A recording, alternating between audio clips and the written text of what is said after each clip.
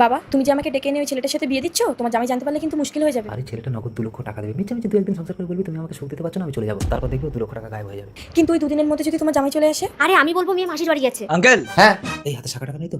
আসলে চল পল্লবী। এইটা আপনার মেয়ে রাজি তো? হ্যাঁ একদম। এই নিন 2 লক্ষ টাকা। আমার মেয়েকে আমি তোমার হাতে তুলে দিলাম বাবা গগন। ঠিক আছে চলো। অহনা চল তো দেখি তোর মা কেন তোর দাদুর বাড়ি গিয়ে আসছে না। শাশুড়ি মা, আরে বাবা জামাই কি হয়েছে বাবা? মেয়ে কান্নাকাটি করছে, পল্লবী কোথায়? আচ্ছা ও আমার কাছে থাক, পল্লবী আসলে মেয়েকে সাথে করে নিয়ে যাবে। আশ্চর্য, মেয়েকে ফেলে দিয়ে মাসির বাড়ি চলে গেল, কি জানি বাবা। আরে হীরা, আমাকে চিনতে পারছিস আমি কখন? কি ব্যাপার এত রাতে এখানে মন খারাপ করে বসে আছিস কেন? আর বলিস না রে গগন। জানিস আমি বিয়ে করেছি, চল বউ দেখবি চল। আয় হীরা। কই গো, কই গেলে? আমার বন্ধু আসছে। গলাটা খুব চেনা চেনা লাগছে। সিগারেট খাবি? খাই না। এত সময় লাগা?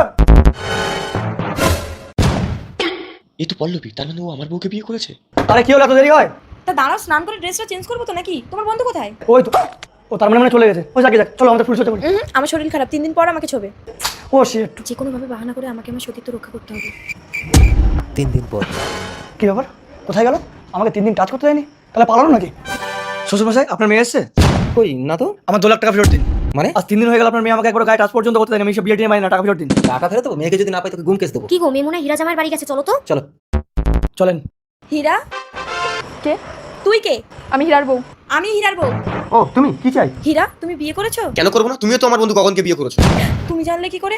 না মানে বাবা জোর করে। বাবা জোর করে? তুমি কচি খুকি। তার মানে আপনি আপনার বিবাহিত মেয়েকে আমাকে বিয়ে দিয়েছিলেন? বাবা ভুল হয়ে গেছে, মাফ করে দাও। না তোমার 2 লাখ টাকা আমি ফেরত দিই। দিন। তুমি তো বিয়েটা করেছো, তোমার ঘরে কোনো স্থান নেই, তুমি যাকে বিয়ে করেছো তার সঙ্গে ঘর করবে যাও। চলে এসে সুইটি। হীরা, দাঁড়াও, তোমার বাবা তো টাকা লোভে তোমার জীবনটা নষ্ট করলো, সাথে আমারও। কোথায় যাবে? বাড়ি চলো।